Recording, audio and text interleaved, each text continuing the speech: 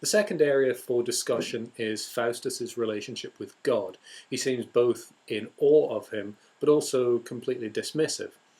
This depends very much on the degree of fear the character is feeling at any given moment.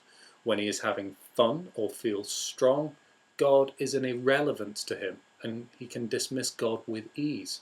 Yet when the devil poses a threat to him physically, or when he faces his fate, he realizes how vulnerable his position is, and he turns to God for help. In this, I think Marlowe was passing comment on people in general. In the religiously complex world of the 1500s, Marlowe obviously saw the hypocrisy of many people who were able to behave appallingly in their lives and ignored their God, yet they would reach out for him when their lives became difficult. It seems likely that this is why Marlowe said, according to Thomas Kidd, all Protestants are hypocritical asses. The crux of Faustus's relationship with God comes in the tension between his desire to become as powerful as God, to know the mysteries of the universe, while also wishing to go to heaven. He explains that a sound magician is a demigod.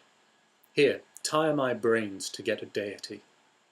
But he cannot accept that this will mean his own damnation, or if he does accept it, he chooses not to face the truth.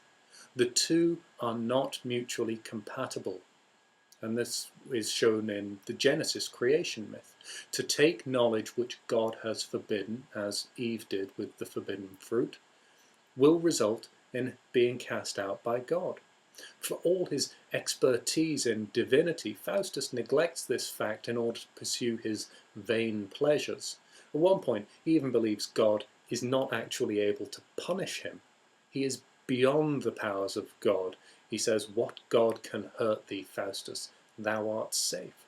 Feel the arrogance of the character. Faustus's sin is pride, to usurp or to believe that he is beyond the power of God. Yet as long as he can repent, there is always hope for him. And the audience is always on this balance between whether he will repent or whether he will be damned and go to hell. The chorus explains, "Till swollen with cunning of a self-conceit, his waxen wings did mount above his reach, and melting heavens conspired his overthrow." He attempts to go beyond his natural place in the world. He should understand that he is not a god and should restrain his ambition. He should learn from the example of Icarus, who attempted to break the great chain of being.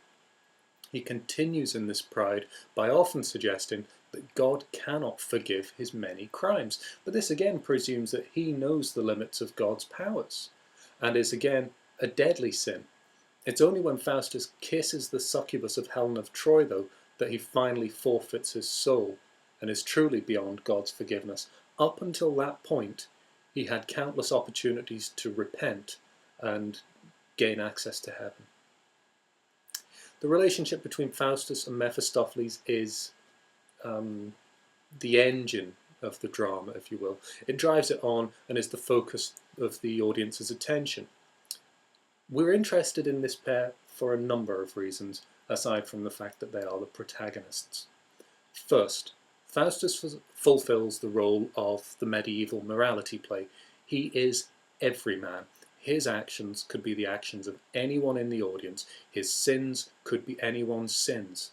His fate could be anyone's fate. In this, he is providing a lesson for the audience to stick to their faith and not follow this terrible example that they are witnessing on the stage.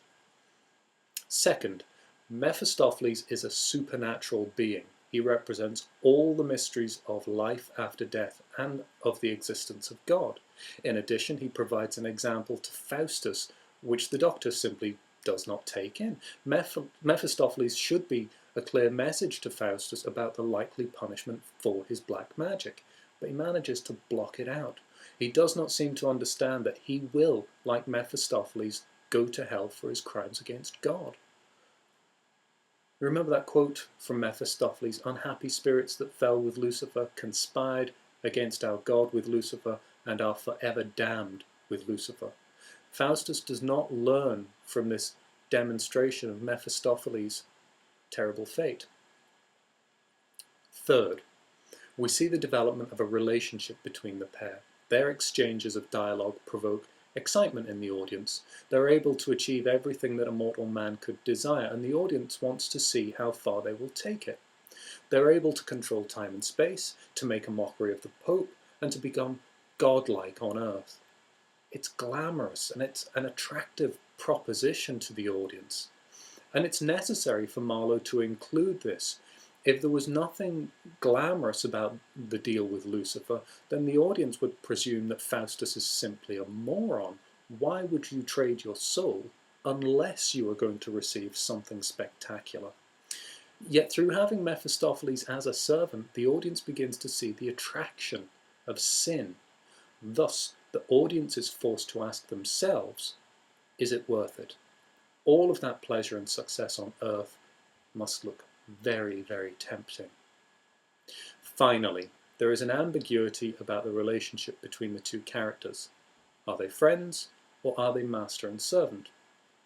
Or is Mephistopheles simply encouraging Faustus on and on to greater and greater sins? Initially, the demon attempts to persuade the doctor to not even strike the deal. He says, "Oh, Faustus, leave these frivolous demands." He holds himself up as an example of the eternal suffering that awaits Faustus. He indicates that Faustus's ambition strikes, quote, "a terror to my fainting soul." Yet he also explains to the audience that he would go to any length to secure Faustus's soul. Oh, what will I not do to obtain his soul? So does he want to save Faustus, or does he want to damn him? As the years roll past, Faustus and Mephistopheles seem to have great fun together, laughing at the Pope, playing tricks on the horse courser. Indeed, it appears that the two have developed a closeness, a kind of friendship. Faustus is capable of calling the demon sweet Mephistopheles and wicked Mephistopheles, but also a cursed spirit, depending on whether he's in danger or enjoying pleasure. We don't know for sure which he truly is. Faustus later becomes resigned to his fate, saying, "What art thou, Faustus, but a man condemned to die?" And that is true to an extent. We are all men condemned to die. But Faustus has become a little bit more than a man. And while, yes, he must die, he's not like other men in the sense that he is certain to go to hell. Marlowe is saying to his audience, all men must die, so make up your mind about how you behave on earth. This is what makes Faustus's final line, "Ah, Mephistopheles," seem so ambiguous. If Mephistopheles is returning as a demon to collect Faustus's soul, then there must be fear in the tone of voice. However, if the demon returns as a friend to help Faustus into hell, then there must be relief in that voice. It seems to me that Marlowe is again playing with the audience, making them see that such demons cannot be trusted, no matter how enticing they appear. Fundamentally, they cannot be trusted because we cannot know what a demon's true motive is at any time. They are liars, so how can we believe them when they are being pleasant to us?